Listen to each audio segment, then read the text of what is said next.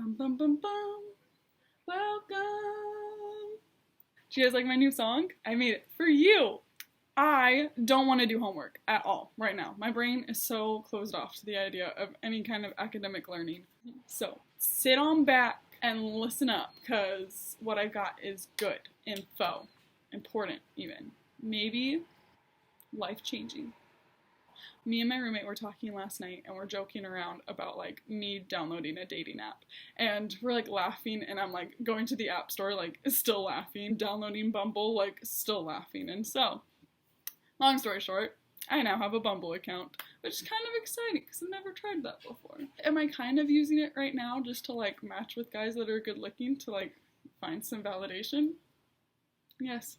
Yes, I am. Am I petrified of actually reaching out to any of them? 1000%. But it's still nice to get all these matches, and you're like, oh, he liked my profile enough to match with me? Which inspired this, right now, me talking to you about dating. So I'm making a video of what not to do, because that's really all I know. I haven't had very many positive dating experiences. But I'm going to tell you firsthand, personal experiences that have turned me into the person that you see before you in this small frame. Are you ready for this to don't list? Here we go. So, number 1, believe that you deserve good things. Believe that if someone that you're interested in is talking to you, that they may very well be interested in you. Maybe you don't have any problem with this, but if you're like me, then the idea of, like, deserving happiness might have been something that you've kind of tricked yourself into thinking you don't deserve. So let's not do that together and believe we deserve good things, which might be that hot dude talking to you. Number 2, if you're interested in someone and they stop on their way to go do something and they're talking to you and the thing that they were going to go do starts and you say, hey, you should go join them. And then they say, no, it's fine. And then you say, really, you should go because that's what you wanted to do. And they say, no, honestly, I don't mind. Then don't push them away from you.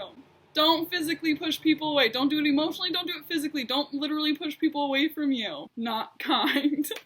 And really stupid. So dumb. Don't do that. If someone can't make up their mind on if they like you or not, then know that you deserve infinitely more than that. Infinitely. You deserve someone who is, like, so pumped. Someone that's, like, their cute little heart is racing and they got tiny little butterflies in their stomach. Like, that's what you deserve. You don't need someone who's saying that they need to think about it. And maybe you're interested in a few different people at one time and you don't know if you're ready to commit to just one of them. Like, for me personally, I have a hard time with that, because my next to don't is don't stay so committed to your crush, because you're not cheating on them, because you're not together. And I know that might be kind of a hard pill to swallow. I feel that. But don't push people away just because you're interested in someone else, because that person, I hate to say it, might not be interested in you. Which actually goes on to the next one. So, to don't number the next one, don't tell yourself that if someone's not interested in you, it's because you're not interesting. And this is something that is really hard for me, because it feels like if someone's not interested in me, then obviously I did something wrong. And that's not true. We just have different compatibilities with different people. Another one. If a young man ever says that you are showing too much of anything and that you need to cover up because it's giving him inappropriate thoughts, even though he spent the last hour trying to convince you to kiss him, then you take your Suburban and you drive away from that stupid yogurt land and you leave him there. You don't have any connection to him. You met him through stupid Facebook. Through Facebook.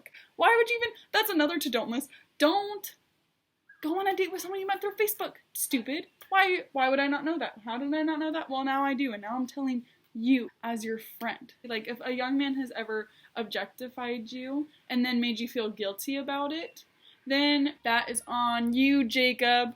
On you. Because realistically, you're probably wearing a pretty normal outfit, and gravity happens. Another, don't try to impress anyone. And by this, I mean, like, be yourself and, like, you know, be impressive, because you just are as a human. But if someone says, hey, do you want to do something? And then you know that they like rock climbing, so then you say, oh yeah, we can go rock climbing. And then they say, oh, do you want to go indoor or outdoor? And then you say, oh, let's do outdoor, because you want to be cool, even though it's December. Don't do that. Just don't do it. And then if they end up saying like that they couldn't get all the gear in time to go rock climbing, so instead you're going to go hiking in December. It's still okay if you say, hey, you know what if instead we just like watched a movie or like just got lunch, because you may very well fall down a mountain and that could happen to you, and then you have a scar from it and fall into freezing cold water. But at least you have a good story.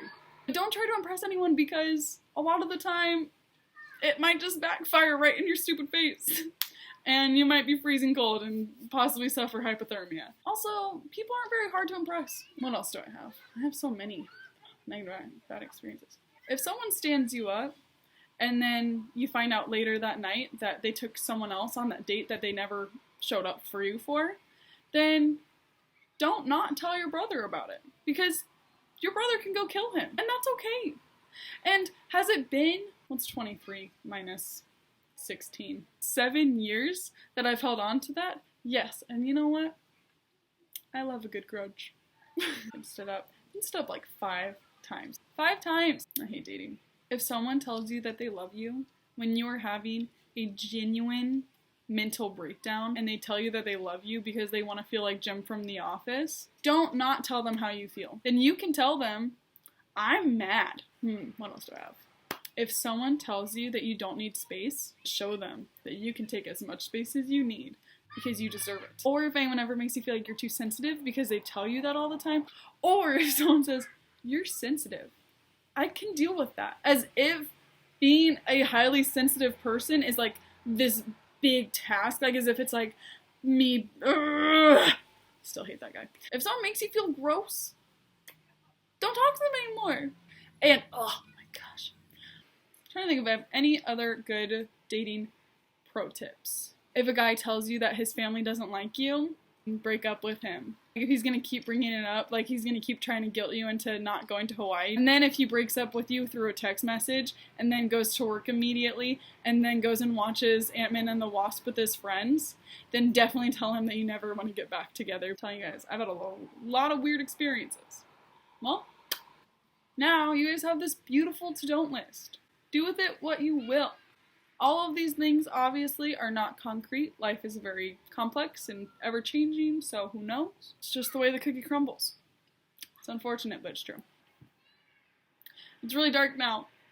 The weather keeps changing, and it's sunset. It's like 6:40 now. So anyway, I'm probably not going to respond to anyone from Bumble because dating is still scary. Even though I just gave you a lot of great advice, I'm still afraid. So if you're still afraid, then it's okay, because me too.